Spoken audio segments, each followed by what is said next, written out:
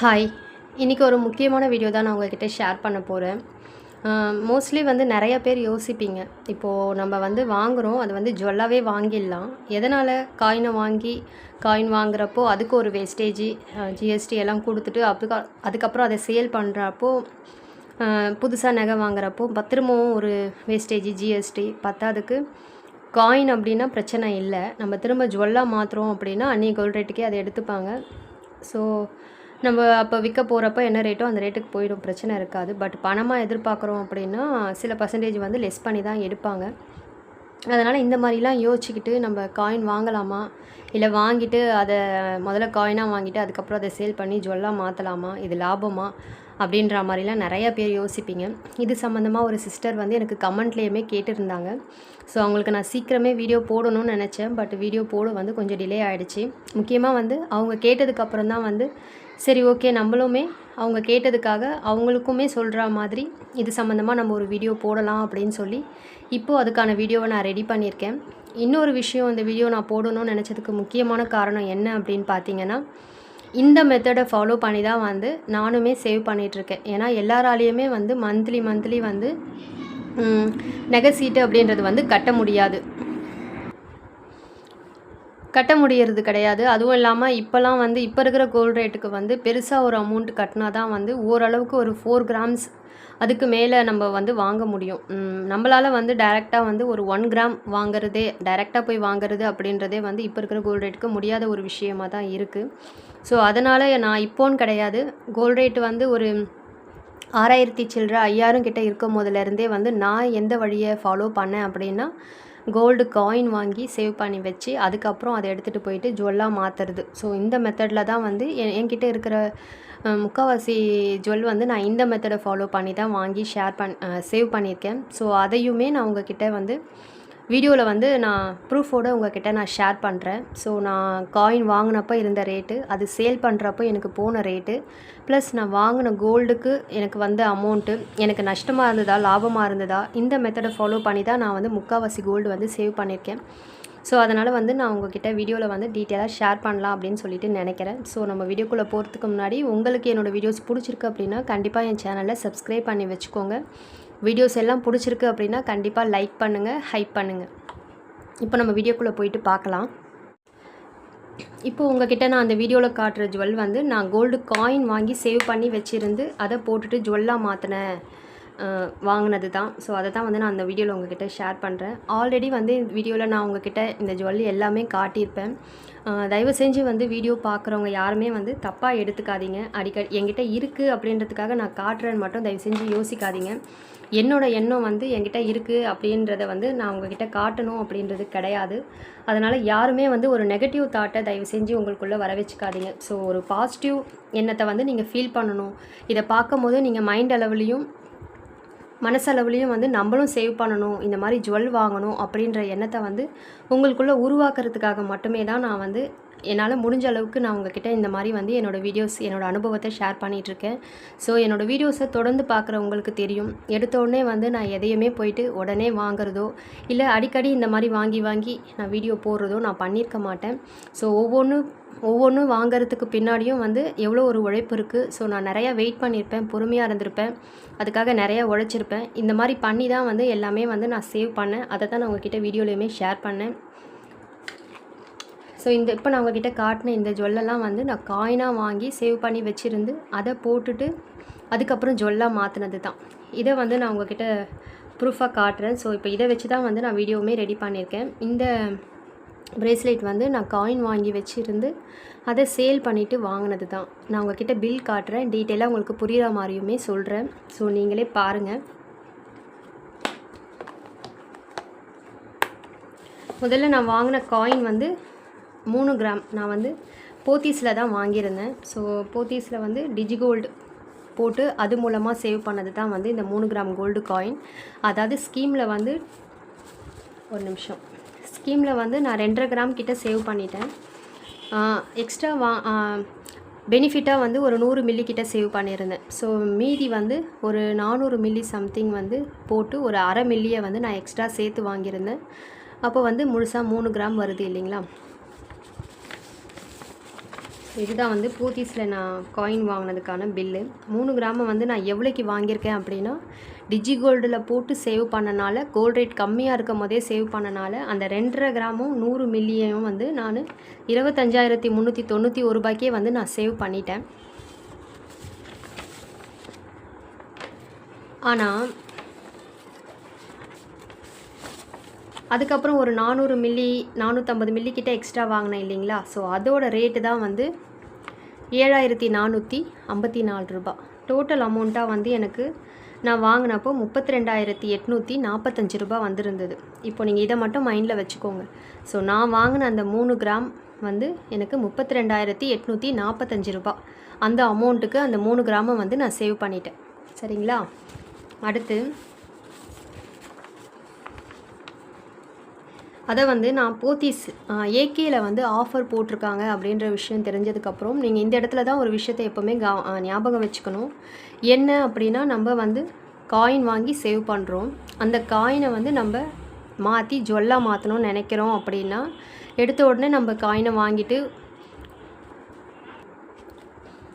காயினை மாற்றி ஜுவல்லாக வாங்க விரும்புகிறீங்க அப்படின்னா, ஃபஸ்ட்டு வந்து 100% பெனிஃபிட்டில் நீங்கள் இதை பண்ண விரும்புகிறீங்க அப்படின்னா, கண்டிப்பாக வந்து நீங்கள் ஒரு நல்ல ஷாப்பை வந்து தேர்ந்தெடுக்கணும் ஃபஸ்ட்டு. எதுக்கு அப்படின்னா, ஒன் டைம் டெபாசிட் பண்ணி நம்ம 100% பெனிஃபிட்டில் வந்து அந்த காயினையுமே நம்ம நஷ்டம் இல்லாமல் சேல் பண்ணிவிட்டு, வாங்குகிற ஜுவல்லுக்குமே வேஸ்டேஜ் இல்லாமல் ஜிஎஸ்டி மட்டும் கட்டி வாங்கிக்கிற மாதிரி. ஆனால் நான் வந்து எந்த மெத்தடை ஃபாலோ பண்ணேன் அப்படின்னா, நான் வாங்குகிற காயின் வந்து நான் எந்த அமௌண்ட்டு கொடுத்து வாங்குறேனோ, எனக்கு சேல் பண்ணுறப்போ அதை விட அமௌண்ட்டு கூட போகணும். அதில் எனக்கு கொஞ்சம் லாபம் கிடைக்கிற மாதிரி இருக்கா அப்படின்ற ஒரு விஷயத்த வந்து நான் கவனித்தேன்.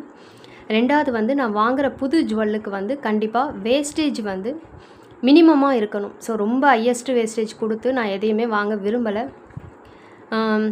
நான் உங்ககிட்ட சொல்கிற மாதிரி நானுமே வந்து ஒன் டைம் டெபாசிட்டில் இன்வெஸ்ட் பண்ணி, அதாவது ஒன் டைம் டெபாசிட்டில் பண்ணி வச்சுருந்து 11 மந்த் வெயிட் பண்ணி கூடமே நான் வாங்கியிருக்கலாம். பட் நான் வந்து அந்த மாதிரி பண்ணலை.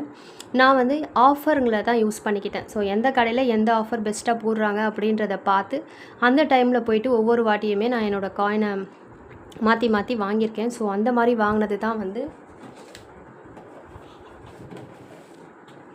வர்ஷா ஜுவல்லர்ஸில் வாங்கின இந்த ஜிமிக்கி. ஸோ இந்த ஜிமிக்கியோட வேஸ்டேஜ் பார்த்தீங்கன்னா வெறும் 7% தான். நீங்கள் வந்து எந்த ஷாப்லையுமே இந்த மாதிரி ஒரு ஜிமிக்கியை வந்து 7% வேஸ்டேஜில் கண்டிப்பாக வாங்க முடியாது. ஸோ கண்டிப்பாக எனக்கு கமெண்ட்டில் சொல்லுங்கள், இது இல்லை இதோட நஷ்டம் சிஸ்டர், இதை விட கம்மி பர்சன்டேஜ் வேஸ்டேஜ்லேயுமே கிடைக்கும் இந்த மாதிரி கம்பல் அப்படின்னா எனக்கு கண்டிப்பாக சொல்லுங்கள் கமெண்ட்டில். பட் நான் வந்து இது 7% வேஸ்டேஜில் வர்ஷாவில் வாங்கினது. நான் சேவ் பண்ணி வச்சுருந்த காயினை மாற்றி தான் நான் வந்து இந்த ஜுவல்லை வாங்கியிருந்தேன். அடுத்து இதே மாதிரி பார்த்தீங்கன்னா ஏகேல வாங்கின இந்த ப்ரேஸ்லெட்டுமே வந்து 7% வேஸ்டேஜில் தான் நான் வாங்கியிருந்தேன். ஸோ அப்போ வந்து ஏகேல வந்து 50-50 ஆஃபர் போயிட்டு இருந்தது. ஸோ அந்த ஆஃபரை யூஸ் பண்ணி தான் நான் வந்து இந்த ப்ரேஸ்லெட்டை வந்து பர்ச்சேஸ் பண்ணியிருந்தேன். இந்த ப்ரேஸ்லெட்டுக்கு வந்து அப்போது 16% வேஸ்டேஜ் போட்டுருந்தாங்க.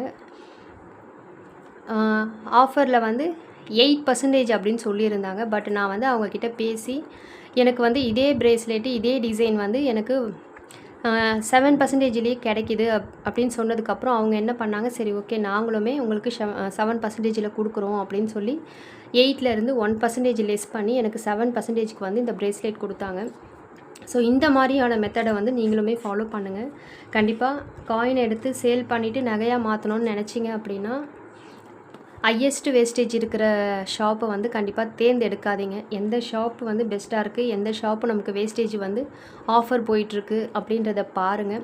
உங்களுக்கு எந்த அவசரமும் இல்லை, நீங்கள் பொறுமையாக வெயிட் பண்ணி வாங்கிக்கிறீங்க, 100% பெனிஃபிட்டில் வாங்கணும்னு நினைக்கிறீங்க அப்படின்னா கண்டிப்பாக வந்து ஒன் டைம் டெபாசிட் தான் வந்து பெஸ்ட்டு.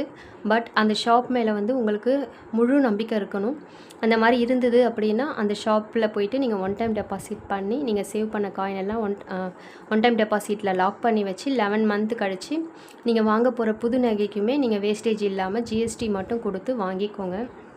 ஸோ இப்போ வந்து நான் இந்த ப்ரேஸ்லெட்டோட பில்லை மட்டும் உங்கள்கிட்ட டீட்டெயிலாக ஷேர் பண்ணுறேன். ஸோ அதில் வந்து எனக்கு நான் வாங்கின காயின் சேல் பண்ணுறப்ப எவ்வளோ லாபம் கிடச்சிது, 2வது நான் வாங்கின இந்த கோல்டுக்கு வந்து நான் எவ்வளோ வேஸ்டேஜ் கொடுத்தேன், டோட்டலாக வந்து எனக்கு இதில் ப்ராஃபிட்டாக இல்லை நான் நஷ்டம் பண்ணி வாங்கினேனா அப்படின்ற விஷயத்த மட்டும் பார்க்கலாம். நான் இன்னொரு விஷயத்தையும் உங்ககிட்ட சொல்கிறேன். நீங்கள் வந்து எல்லாமே 100% பெனிஃபிட்டில் பண்ணணும்னு நினச்சிங்கன்னா அதுக்குமே ஒரு வழி இருக்குது. பட் அந்த வழியை தேர்ந்தெடுக்க முடியாது, எங்களுக்கு அவசரம், இல்லை கோல்டு ரேட் ஏறுனா அதுவுமே எங்களுக்கு பெருசாக பெனிஃபிட் இருக்க போகிறதில்ல, இப்போ இருக்கிற ரேட்டுக்கு நாங்கள் வாங்குறதே பெஸ்ட்டாக இருக்கும் அப்படின்னு யோசிச்சிங்கன்னா என்ன மாதிரி எந்த கடையில் ஆஃபர் போட்டிருக்காங்க, எந்த கடையில் வேஸ்டேஜ் கம்மியாக இருக்குது அப்படின்றத பார்த்து கவனமாக இருந்து அந்த மாதிரி டைம்களில் நம்ம வாங்கி சேவ் பண்ணி வச்ச கோல்டு காயினை மாற்றி நம்ம வந்து புது ஜுவல்லாக வாங்கிக்கலாம்.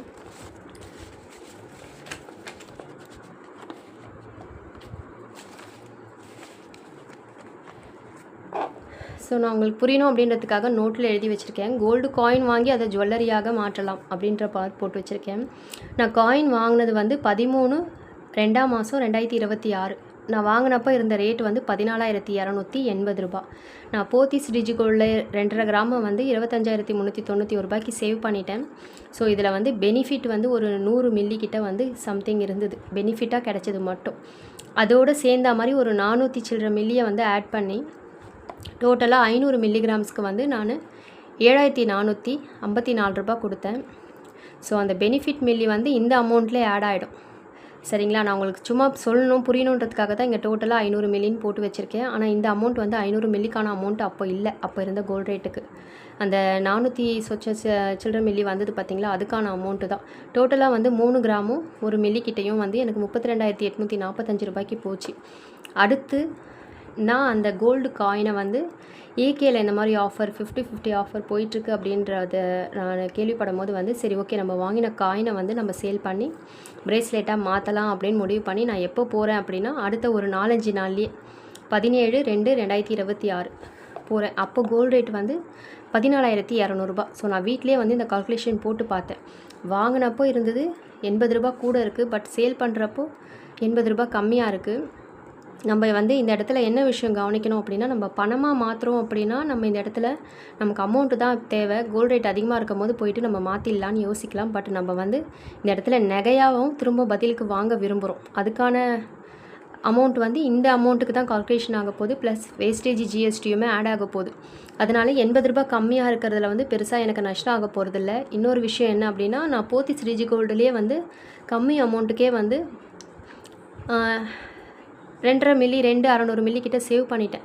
ஸோ அதை கம்பேர் பண்ணும்போது எனக்கு இந்த இடத்துல வந்து பெருசாக நஷ்டம் ஆக போகிறதில்ல. அதனால் வந்து அந்த 3 கிராமை வந்து 14,200 ரூபா அப்படின்னு அந்நிய கோல்டு ரேட்டுக்கு அவங்க அப்படியே எடுத்துக்கும் போது எவ்வளோக்கு போச்சு அப்படின்னா 42,600 ரூபாய்க்கு போச்சு. இந்த இடத்துல நீங்கள் பாருங்கள், நான் வாங்கினது அதே 3 மில்லி 32,845 ரூபாய்க்கு. சேல் பண்ணுறது கோல்டு ரேட் 80 ரூபா குறைஞ்சி இருந்துமே நான் சேல் பண்ணுறப்போ எனக்கு 42,200 ரூபாய்க்கு போச்சு. இந்த இடத்துல வந்து ஒரு வாரத்திலே எனக்கான ப்ராஃபிட் வந்து 9,755 ரூபாவாக இருந்தது. திரும்பவும் சொல்கிறேன், நீங்கள் பணமாக மாற்றணும் அப்படின்னா கண்டிப்பாக கோல்டு ரேட் ஏறி இருந்து போய் சேல் பண்ணிங்கன்னா இந்த அமௌண்ட்டை விட இன்னுமே உங்களுக்கு அமௌண்ட்டு கூட கிடைக்கும். அதை மைண்டில் வச்சுக்கோங்க. பட் நகையாக மாற்றுறீங்க அப்படின்னா நீங்கள் எவ்வளோ அமௌண்ட்டு கொடுத்து வாங்கினீங்களோ அதை விட உங்களுக்கு எந்த அளவுக்கு அமௌண்ட்டு கூட போகுது அப்படின்றத மட்டும் நீங்கள் நோட் பண்ணுங்கள். அநியாயத்துக்குன்னா நம்ம வாங்கின அமௌண்ட்டு கூட நம்ம கிடைக்காத அளவுக்கு நம்ம நஷ்டம் பண்ணி தான் அந்த காயினை சேல் பண்ணக்கூடாது. பட் நமக்கு அதில் ஒரு 5,000க்கு மேலே ப்ராஃபிட் கிடைக்கிது அப்படின்னா அது எவ்வளவோ பரவாயில்ல. திரும்பவும் நான் சொல்கிறது அதுதான், எல்லா விஷயத்துலையுமே நான் வாங்கினதும் ப்ராஃபிட், விற்றதும் ப்ராஃபிட், புது நகை வாங்கினதுலேயும் ப்ராஃபிட் அப்படின்னு நீங்கள் யோசிச்சிங்க அப்படின்னா உங்களால் எப்போவுமே வந்து சேவிங்ஸ் அப்படின்ற ஒரு விஷயத்த வந்து லைஃப் லாங் பண்ணவே முடியாது. ஸோ நீங்கள் இந்த மாதிரி மட்டும் நோட் பண்ணி கவனித்து பண்ணுங்கள். நான் வாங்கின கோல்டு பிரேஸ்லெட்டோட வெயிட் வந்து நான் காயின் 3 கிராமுக்கு கொடுத்துட்டேன். எக்ஸ்ட்ரா வாங்கினது பார்த்தீங்கன்னா 758 மில்லி. அது வந்து அன்றைய கோல்டு ரேட்டுக்கு போட்டாங்க. ஸோ 53,363 ரூபா. அதுக்கு ஒரு 7% வந்து வேஸ்டேஜ் எவ்வளோ வந்திருக்குன்னா 3,735 ரூபா. இந்த இடத்துலையும் நீங்கள் ஒரு விஷயத்த கவனிக்கணும். இப்போ 7% அப்படின்றனால எனக்கு இந்த 3,735. இதுவே நீங்கள் இந்த இடத்துல 10, 12, 14, 16 கொடுத்துருந்தீங்க அப்படின்னா இன்னுமே இதோட அமௌண்ட்டு 5,000, 6,000, 7,000 அப்படின்னு போகிறதுக்கு நிறைய வாய்ப்பு இருக்குது. ஸோ அந்த மாதிரி தப்பை தான் நீங்கள் பண்ணக்கூடாது. இப்போ இந்த இடத்துல நீங்கள் ஒரு விஷயத்தை கவனிக்கணும். ரெண்டாவது, இதுக்கு ஜிஎஸ்டி எவ்வளோ வந்திருக்கு அப்படின்னா 1,712 ரூபா வந்திருக்கு.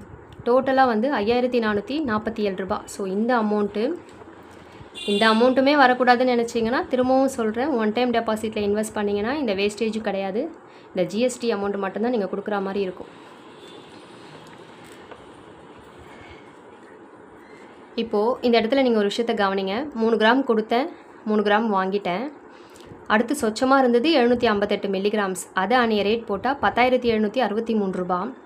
ஸோ இந்த அமௌண்ட்டுமே வந்து எனக்கு இப்போ பெனிஃபிட்டாக நான் காயினை சேல் பண்ணுறப்போ வந்தது பார்த்திங்களா, அந்த 9,755 ரூபா.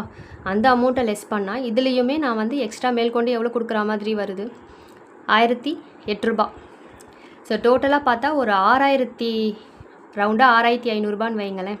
ஒரு 6,500 கிட்ட நான் இந்த 3/4 மில்லி பிரேஸ்லெட் வாங்குறதுக்கு வந்து இதுக்கு மெனக்கேட்டிருக்கேன். பட் எனக்கு இந்த அமௌண்ட் இல்லாமல், இந்த அமௌண்ட்டுமே இல்லாமல் முழு ப்ராஃபிட்டில் கிடைக்கணும் அப்படின்னு நினச்சிங்கன்னா கண்டிப்பாக ஒன் டைம் டெபாசிட்டில் நீங்கள் இன்வெஸ்ட் பண்ணி 11 மந்த் வெயிட் பண்ணி நீங்கள் ஒரு புது ஜுவல்லாக மாற்றுறது தான் பெனிஃபிட்டு.